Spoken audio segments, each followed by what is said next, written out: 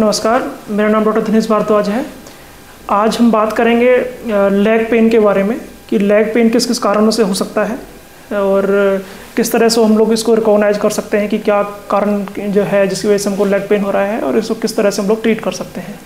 Leg pain में mainly जो कारण है वो मेनली कई बार मस्कुलर पेन भी होता है, जो कि हमारे मसल्स की में कोई अगर इन्फ्लेमेशन है, कोई सूजन है या कोई चोट लगने से कुछ ट्रॉमा की वजह से वहाँ पे सूजन है तो उसकी वजह से लेग पेन हो सकता है। या कोई नर्व में कोई डैमेज है, वो किसी या तो ट्रॉमेटिक डैमेज है या फिर डायबिटीज़ की वजह से डैमेज है, जिसको हम लोग न्यूरोपैथी हम लोग मेडिकल लैंग्वेज में बोलते हैं, उसकी वजह से भी लेग पेन हो सकता है। ये मेनली डायबिटीज़ में होता है। और कुछ में नसों में भी रुकावटें होती हैं, जो कि जो रुकावटें हैं वो वेन्स के अंदर भी हो सकती हैं या फिर आर्टरीज़ के अंदर भी हो सकती हैं। वो उसमें आर्टेरियल थ्रोम्बोसिस भी हो सकती है या फिर वीनस थ्रोम्बोसिस भी हो सकती है।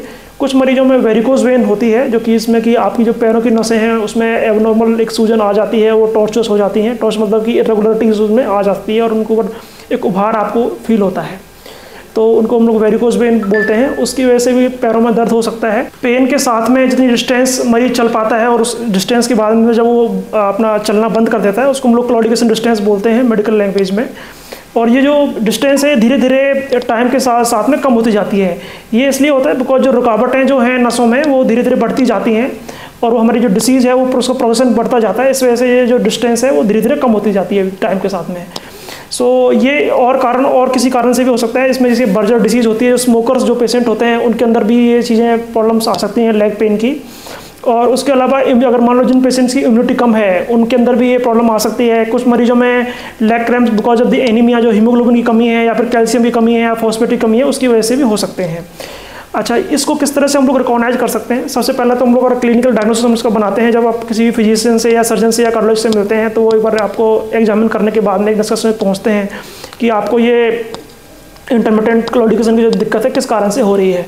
उसके अलावा हम लोग इसमें जांच करते हैं, दो जांचें उसमें होती हैं, एक तो आर्टेरियल डॉपलर होता है, एक वीनस डॉपलर होता है। उसमें हम लोग देखते हैं कि आपकी जो वेन्स के अंदर कोई थक्का बना हुआ है उसमें रुकावट है या फिर आर्टरी जो है जो शुद्ध खून जो सप्लाई करती है ना उसके अंदर कोई रुकावट है। तो इस इन्वेस्टिगेशन के बाद में हम लोग रिकॉग्नाइज कर सकते हैं कि ये दिक्कत कहाँ पे है, तो उसके अकॉर्डिंग ही हम फिर इसको ट्रीट किया जा सकता है। कुछ मरीजों में इसको हम दो तरह मेडिसिन से भी कई बार फ़ायदा हो जाता है, जो मेडिसिन से, बट मेडिसिन का रोल इसमें लिमिटेड है। मेनली इसमें सर्जरी की रिकमेंडेड होती है। जिन पेशेंट्स में अगर वेरिकोज वेन है तो उसमें हम लोग सर्जिकल स्ट्रिपिंग करते हैं या फिर लेजर के द्वारा उस वेन्स को ठीक किया जाता है।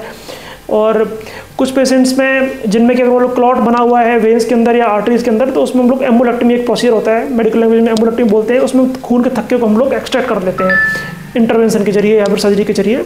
तो उससे जो खून का जो प्रवाह है वो डिस्टली हमारे जो लिम्स के अंदर पहुंच जाता है और उससे मरीजों को तुरंत ही उससे फ़ायदा होता है। ये एक मैंने अपने को ब्रीफ में इस तरह से जो लेग पेन के जो क्या कारण है, किस तरह से इसको रिकॉग्नाइज कर सकते हैं, किस तरह से ट्रीट करते हैं, इसके बारे में बताया है। आगे अगर आप कुछ फर्दर जानकारी चाहते हैं तो आप मेरे से पर्सनली जाके अपॉइंटमेंट ले सकते हैं। Thank you.